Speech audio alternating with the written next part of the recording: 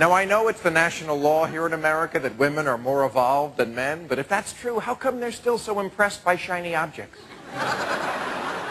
I'm just asking. I'm just asking.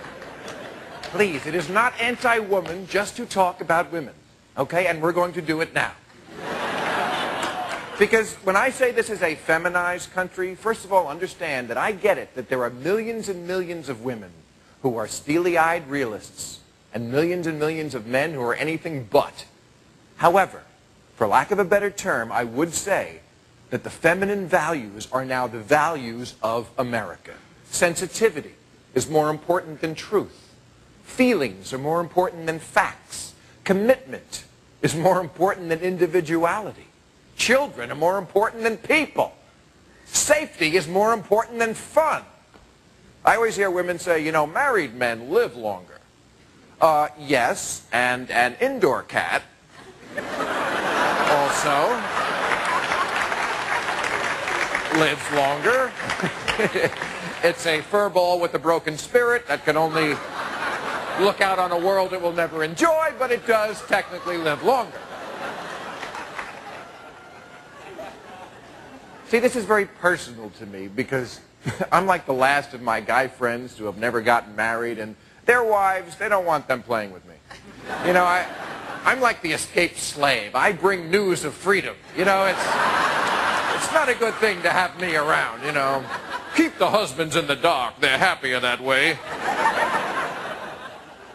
But, you know, all my married friends, I knew these guys when they were young, and they were Mustangs.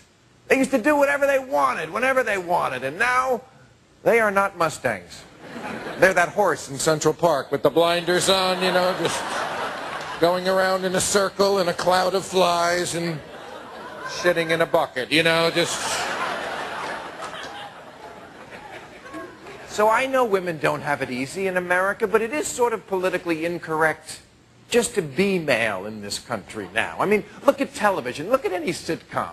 The wife is always brilliant and ethereal and right about everything, and the husband is always a dumb fuck lucky to have found her. So, I understand that women suffer, but I don't think it's as much publicized that a lot of men in America are living lives of quiet desperation, lobotomized of their libido, anesthetizing themselves with sports and pornography, and living in an Orwellian world where we have to pretend to concur with the woman's point of view. On any TV show in America, if somebody got up there and said, you know, women are smarter than men, automatic round of applause.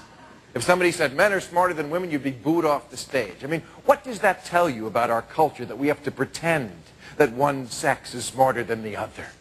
Women are smarter than men. If women ran the world, there'd be no wars.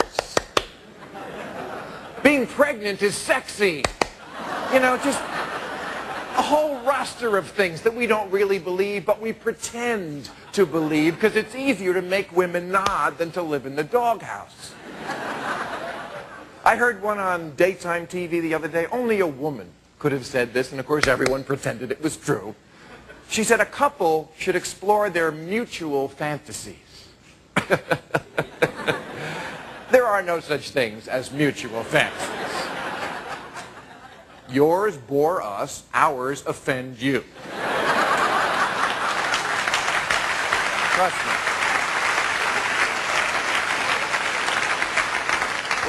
me. Ladies, trust me, there is no fantasy where a handsome prince runs to you across a meadow and takes you in his arms and pledges his undying love and then comes on your face, okay? That would be a mutual fantasy if you've ever seen a porn movie.